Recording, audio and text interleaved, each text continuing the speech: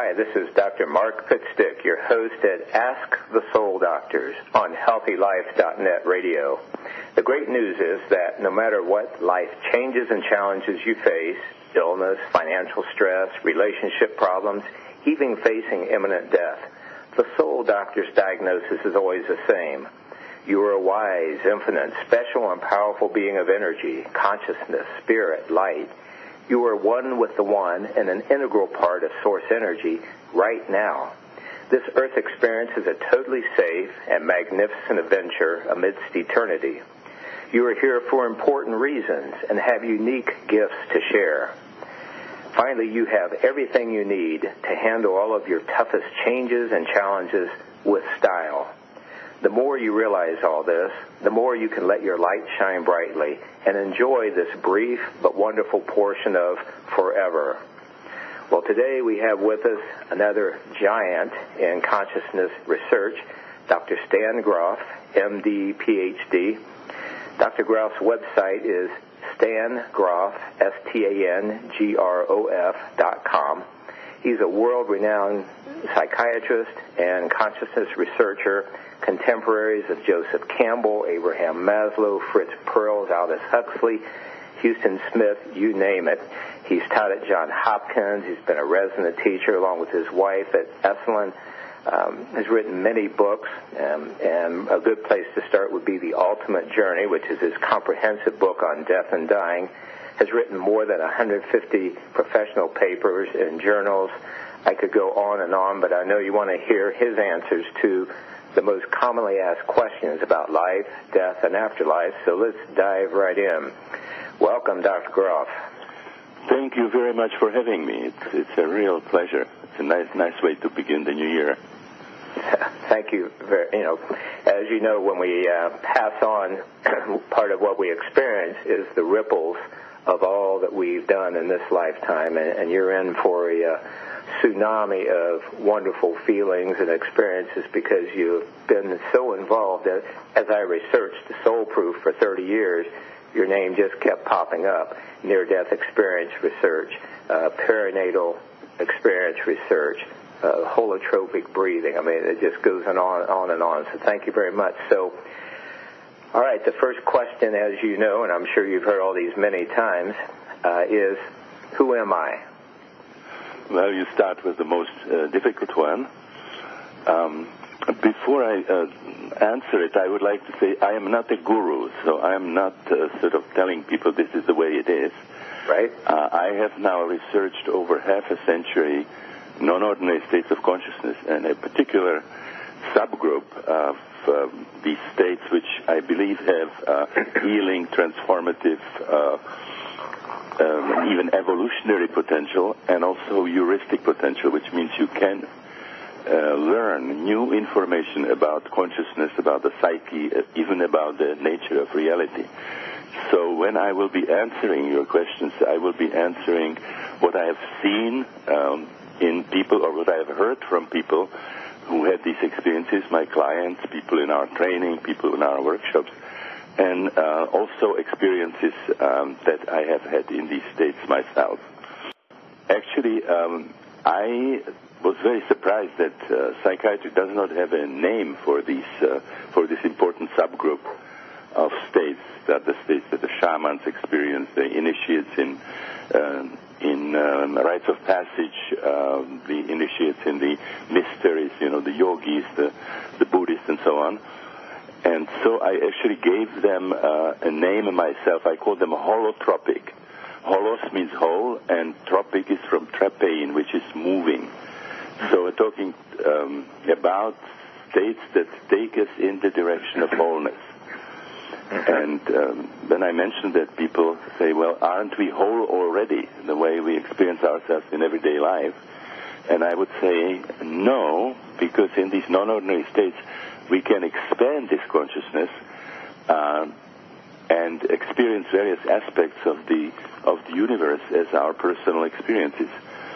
And ultimately, that term holotropic suggests something that the Hindus described, and many other traditions, which is that our true identity is with a spark of divine energy that we carry in our innermost being.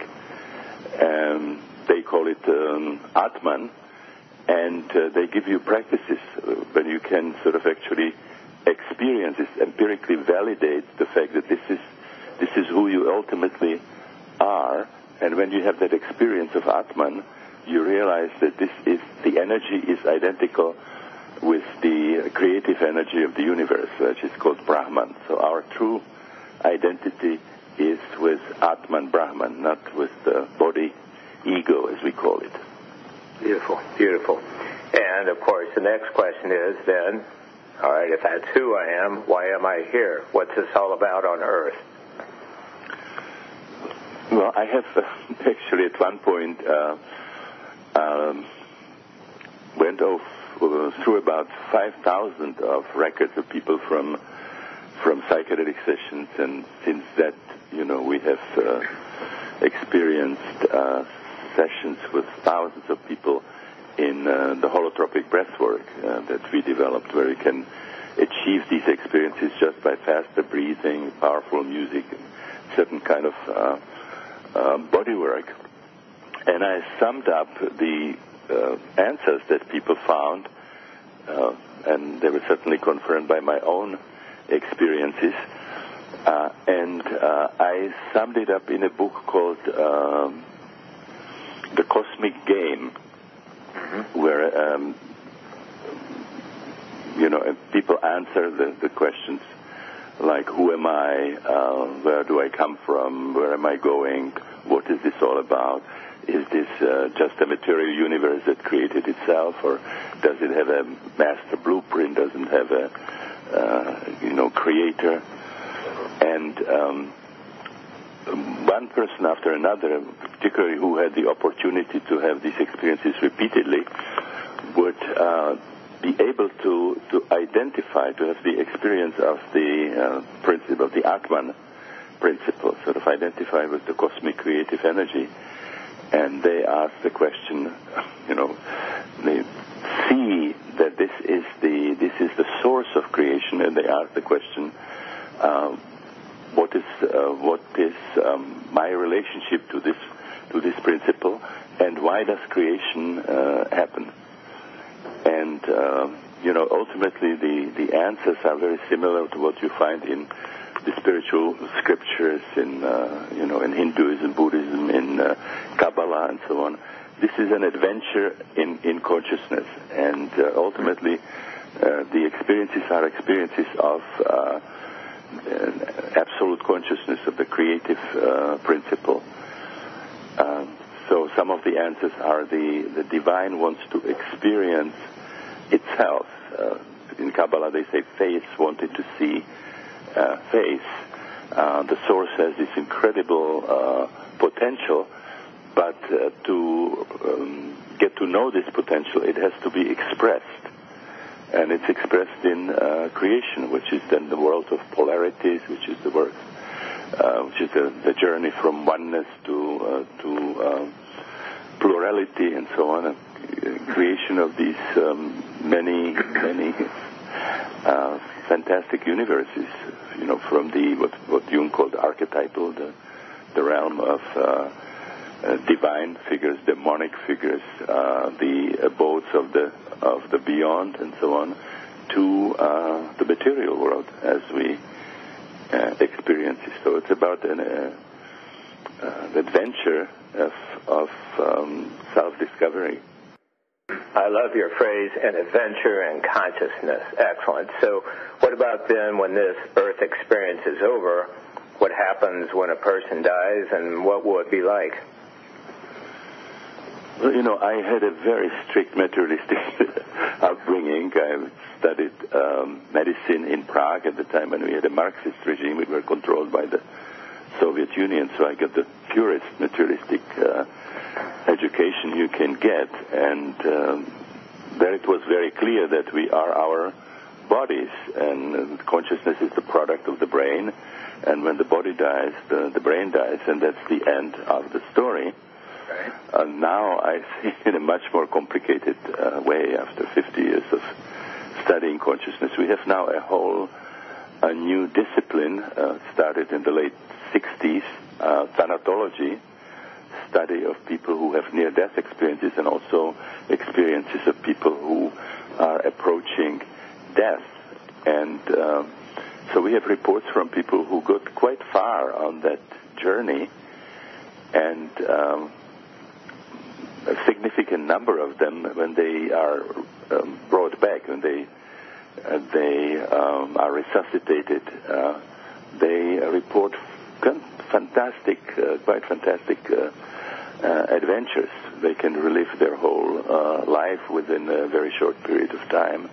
They have experiences of passing through a tunnel, confronting the divine light, God. They experience judgment. They sort of look at their own life and they evaluate it, or it's being evaluated, and then they reach a certain point that they feel is a point of no return. Mm-hmm. I understand you had Dr. Moody, so I'm sure you've heard quite a bit of stories, how fantastic these experiences can be. Now, we don't have stories of people, who experience the full extent of dying. They all returned, but they went far enough to confirm some of the reports that we find in the ancient scriptures, like the Tibetan or the Egyptian Book of the Dead, described in Ars Moriendi, the art of dying, in the European tradition. So I believe now that it's going to be a fantastic journey. It's not going to be just sort of the light being switched off. Dr. Groff, after all your research and experience, would you agree with the idea that the quality of our afterlife experience is proportional to our state of consciousness at the time of human death? Well, the observations that we had, and so confirmed by my own experience, I have confronted these territories many times in my own non-ordinary states. I really believe that this is going to be an amazing journey, and that you can go into it more or less prepared. So our work confirmed some of the experiences of shamans, or the experiences of the initiates in the rites of passage, or initiates in the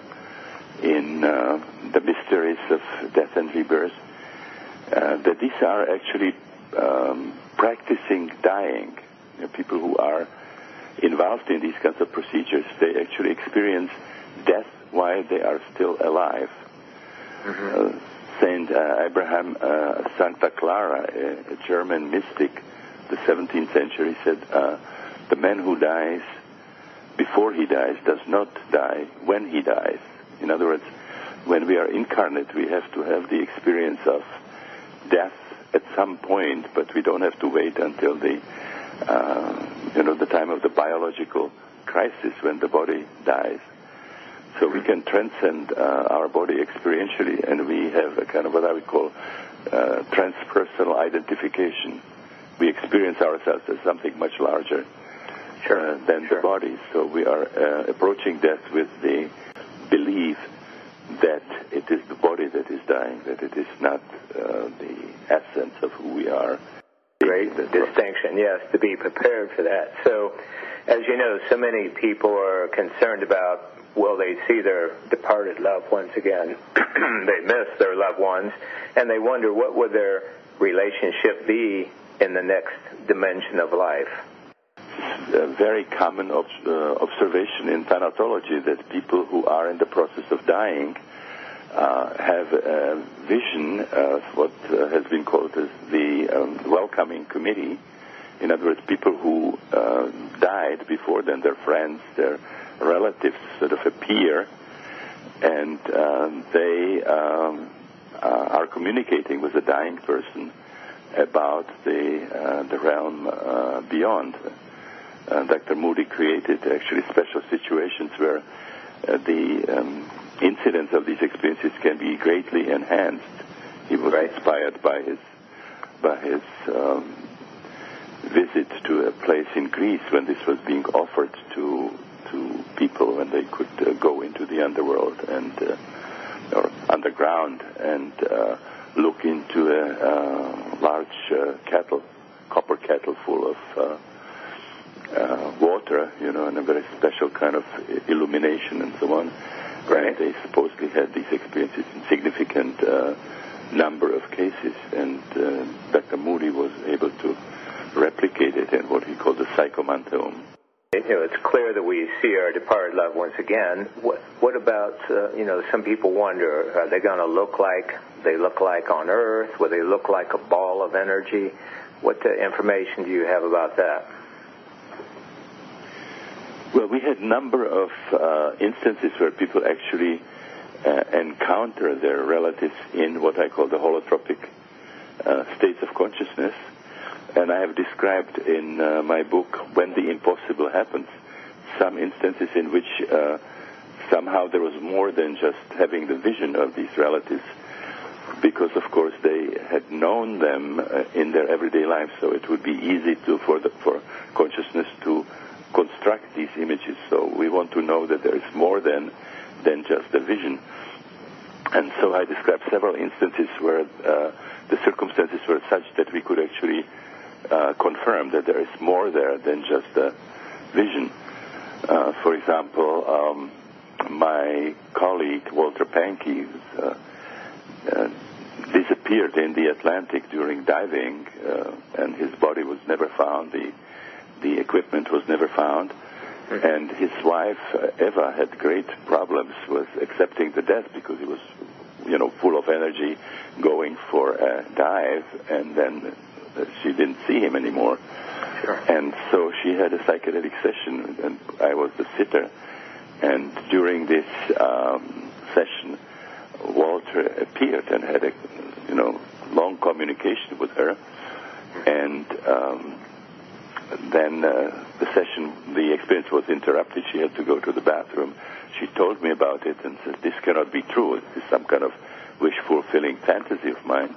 And then Walter appeared again when she returned into the session and told her, "I want to ask you a favor. Would you return a book that I borrowed from a friend of mine?" And gave exact description where you find it, which room, which shelf. And so we couldn't wait, and when the session was over, we went and followed the instructions. And there was the book. And Eva herself had not had any knowledge of this. And I have a couple of other examples in the book, and of course many others in my records where something similar happened.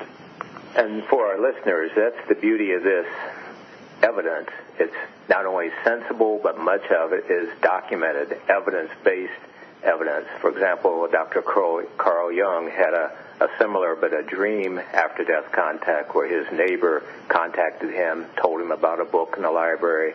And so, the evidence is out there. It's not just wishful thinking. Answer your question. You said in which form they appear. Sometimes it's actually the vision of the person. Sometimes it's more like a sensing of the presence and a kind of a telepathic communication. Okay. I'm sorry for interrupting you, but I realize that's okay. These are heavy topics, and they're not easily answered, but really once you chew on them and digest them, it's fairly simple, and it's all wonderful news to help us on Earth. Well, next I'd like to get your opinion about ghosts, stuck spirits. What are they? How can we help them? Can they hurt us, and so on? Well, you mentioned Carl Gustav Jung. He himself had some powerful experiences of this at one point when he was going through what we would now call a spiritual emergency, when there was such an influx from his deep unconscious. He had the feeling of presence of many spirits, and supposedly the other members of the family experienced it as well. And he was asked to write it down. and actually created practically by channeling one of the most remarkable texts he's ever written, which is called the Seven Sermons for the Dead. So I think we have a very, very narrow image of the psyche and kind of what I call the cartography of the psyche. The Swiss psychiatrist Carl Gustav Jung vastly expanded this cartography, and he talks about collective unconscious. So what we call ghosts would be, in my opinion, just visions, images that come from this collective unconscious. There are many other important experiences. For example, what he calls archetypal images, the images of deities from different cultures, the demonic entities, visits to abodes of the beyond, paradises, heavens, and so on. So the visions of ghosts would be just one unusual category of experiences that we can have. And again, we would ask the question, are these real? Do they have what we would call ontological reality? And Rupert Sheldrake, the revolutionary English biologist, spent some time describing this and talking about, for example, haunted houses, haunted castles, where we are not talking just about individual experiences of people, but something that can be experienced simultaneously. Certain castles have the reputation of being haunted castles, and people who come there, visitors, repeatedly report these experiences. So again, there is more there than just the vision, very much like with the people who are deceased. And actually, many of these apparitions that we call ghosts actually have the form of deceased, discarnate people. Mm-hmm. Okay, good. Well, what about a common question that people ask, especially those who have had a loved one who's committed suicide, is what happens to their soul, life force, essence, whatever you want to call it?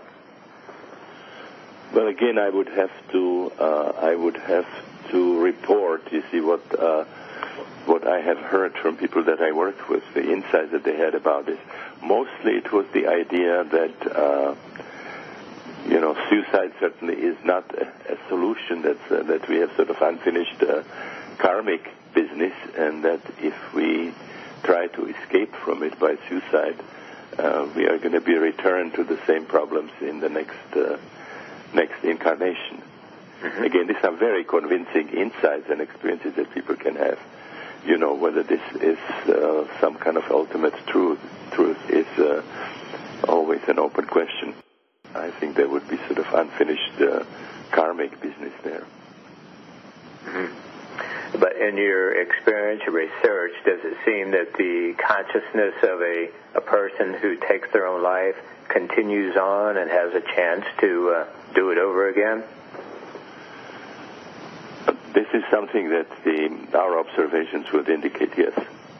Okay, great.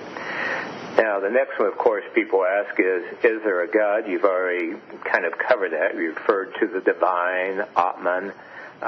What is your understandings about what is this phenomena like? Many people who had these holotropic experiences, whether it was in psychedelic sessions or sessions of holotropic breathwork or during meditational practice or spiritual crisis, they compare this kind of experience to adventures on a spiritual journey. And so in the book, The Cosmic Game, I would ask the question, if this is a spiritual journey, a journey of spiritual discovery, when do people have the feeling that they actually found what they were looking for? And I found two experiences where people had the feeling that they reached the ultimate.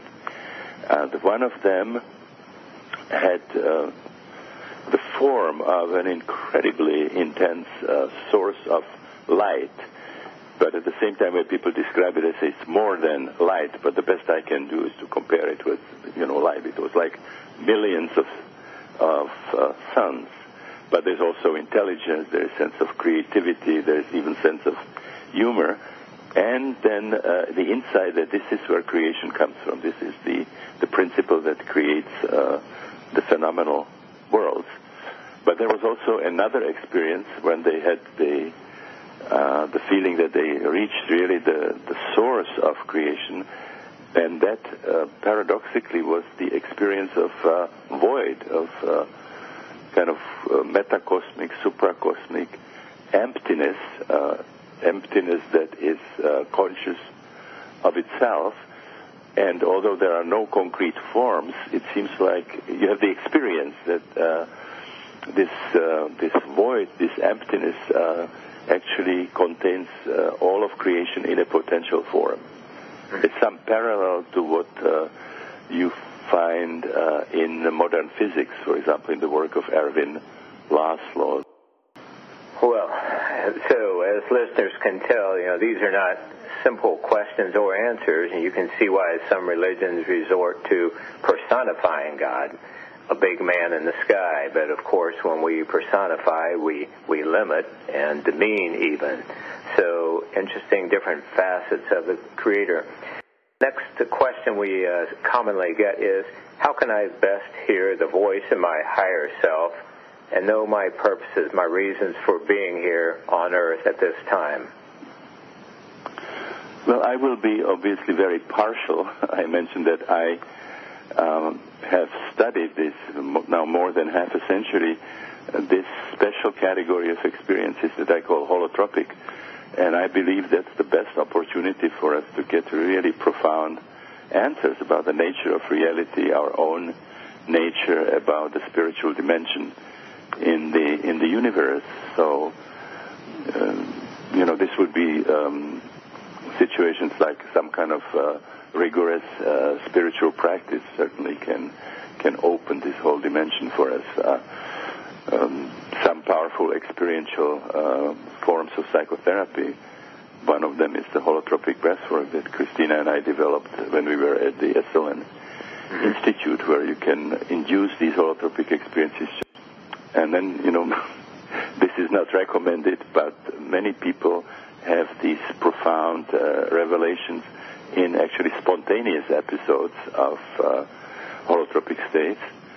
And after the experiences with psychedelics and also the holotropic breathwork, Christina and I actually coined the term spiritual emergency, that these spontaneous episodes of holotropic states that are usually diagnosed as psychotic episodes, and people with diagnosis of mental disease and hospitalization and tranquilizers and so on, they are actually crises of spiritual opening. And if they are, properly supported, if they're properly understood, they can be, again, transformative, healing, evolutionary, and they really seem to bring answers to some of these very profound questions about our own nature and the nature of reality. Mm-hmm. And how can listeners, Dr. Groff, learn more about holotropic breathing? And is there a CD with that available, or is that a workshop they have to attend? Well, there is a book that Christina and I have written, which is called Holotropic Breathwork. Okay. And that was published by State University New York Press. So that's the most extensive description of that. Of course, you don't get the full picture by reading. So the ideal would be to attend one of the workshops, or we even have a training for people who would like to become facilitators for other people. And the information would be on holotropic.com. And then much of the information, including additional information from articles and interviews, would be on my personal website, which is my full name, StanislavGroff.com. Mm-hmm. And we have trained probably over 1,200 people all over the world, so it's very likely that those who would like to experience would find the opportunity not far from where they live. And again, the information would be in holotropic.com. Great, yes, very powerful transformational breath work, holotropic breathing, very powerful vehicle. Well, people wonder, if it's all God, if there is a God, if we're eternal beings, why is there suffering? Why do we have to suffer? And especially, they ask that when little children suffer and die. Well, that's of course the most difficult question of them all. When you are on the spiritual journey and you discover that there is a divine principle, you ask why suffering. And again, I have a whole chapter in the book, The Cosmic Game, which is on good and evil. And we don't have time to really go into all these answers that people give, but ultimately the idea is that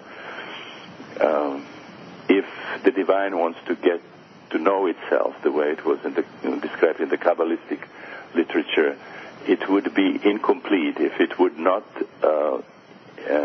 include the awareness of the dark, of the shadow side. Creation also requires polarity, and so there is another element. When they ask Ramakrishna, Babaji, why is suffering in the world, he gave a strange answer, which was to thicken the plot. And when I heard it, I say, what are you saying, thicken the plot? I mean, little children who suffering from and dying from cancer, or being killed somewhere in Syria, or with napalm in Vietnam,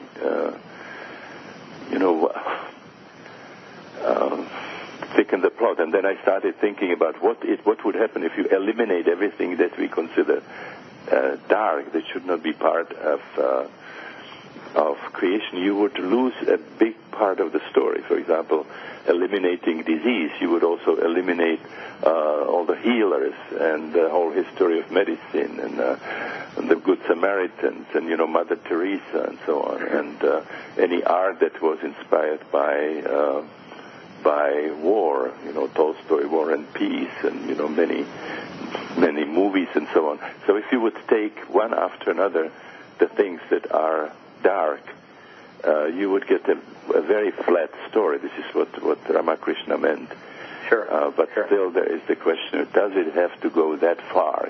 Can't we, there has to be polarity, but can't we sort of keep it within some kind of reasonable limits? And becomes the major problem in spiritual journey to embrace creation with its shadow side. And all we can do is to find our own role. You see that we can sort of ethically support. We can certainly change the way we contribute to the world, to contribute more of the positive energy than participate in the shadow side. Sure. Yes, we do what we can to minimize suffering, but when we're faced with it, we remember the big picture. We know that any good story has to have an antagonist, and so that thicken the plot makes perfect sense to me. Great answer. Well, next, I get a lot of questions from people around the world who had religious teachings when they were young, and some of those were limited religious teachings. Like there's a fiery eternal hell, or there's only one way to God or salvation, or certain things like being gay is a sin. And as adults, they reject those concepts, but they would like to make peace with the religion of their upbringing. In other words, they'd like to hold on to the good things and release what is obviously not accurate. So can you recommend or answer for folks with that question, Doctor? Well, when you asked before, how people experience the divine source, I gave the two examples. I mean, the radiant source of energy and intelligence and creativity, and the other one was the pregnant void. And then you mentioned briefly the God as old man sitting on the throne.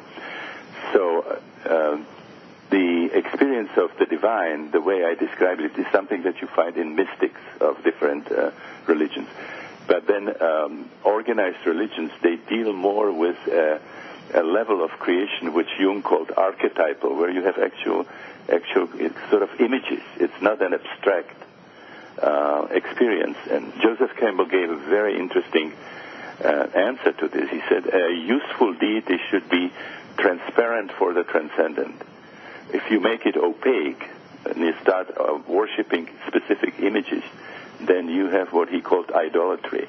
And this is what you find very frequently in organized religions. When a group of people decides to worship in a particular way, in particular images, then you have religion that unites a certain group of people, but also divides the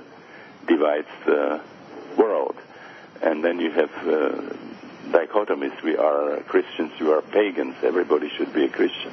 We are Muslims, you are infidel, everybody should be a Muslim. We are Jews, you are Goyim, and so on. We are Sikhs, you are Hindus. So what is important in this, in the self-expression, to move beyond the images to the source out of which everything comes, and then the religion becomes what it should be according to its name, which is something that binds together things that appear to be fragmented. And these images of hell and heaven and paradise and so on, they're part of the archetypal world. And again, different religions have a different concepts. There are variations in the descriptions of heavens and hells and paradises and so on. Aldous Huxley, after he had some psychedelic experience, he said, heaven, hell, paradise, those are they exist, they are real, they are ontological phenomena, but they refer to states, non-ordinary states of consciousness. In other words, we can experience all these kind of archetypal images. Now, in terms of the power that something like the image of hell can have, is connected, I believe, with the fact that we have already experienced a hell in the process of birth. There is a stage of birth that involves the uterus contracting, but the cervix not being opened, kind of experience of emotional suffering, physical suffering that seems to be eternal, that seems to have no end. And I think the existence of this matrix in the unconscious gives the power to the image of hell. So when children are threatened, by images of hell, or people respond to some kind of a fire and brimstone preacher like Wesley, this is a play with something that already exists in our unconscious, whether we are good or bad. And it's something that we can sort of deal with in powerful self-exploration. Beautiful. Well, I'm sure, listeners could listen to you all day, but we're down to a last question, and that is, how can all this information, how can these understandings help people deal with their toughest changes and challenges as they go through life? Well, on the individual level, if you have that experience of your own divinity, for example, Atman, Brahman, you then return to your everyday life, but you have a large kind of meta-framework. If things get tough, you can sort of refer to the experiences, the insights that you had in these states, and it provides a framework where things are sort of easier to deal with. You also have intensity of experiences which are far more powerful than what usually everyday life would bring. So that's on the individual level. On the collective level, you see that people who go through this process in a responsible way, where they are supported, they're doing it in a good set and setting and so on, you can see a transformation that goes in a specific direction independently in different people. They, for example, experience great reduction of any kind of aggressive, negative feelings. They open up to compassion. They have a sense of oneness with nature, oneness with other people. They have a vision of a global community. They want to transcend the differences and the antagonism, whether they are, racial or related to gender or nationality or race, color, and so on. And there is a sense of deep unity with creation, which also creates certain ethical responsibility and changes in what we are doing in the world, how we are dealing with other people, how we are treating nature, and so on. So you basically, going through this, you almost become a different species.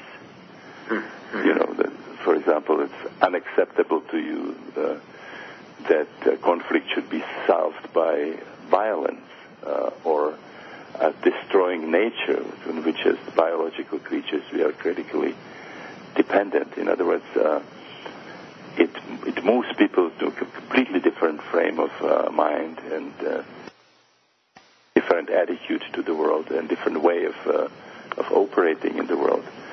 And of course, if people start as atheists, the way it was my case, or even an atheist endorsed by materialistic higher education, then this kind of process that I'm talking about leads to spiritual opening, and hopefully you don't end up in the realm of organized religions, but more in the community of mystics, because mystics don't have great problems with each other. Sure.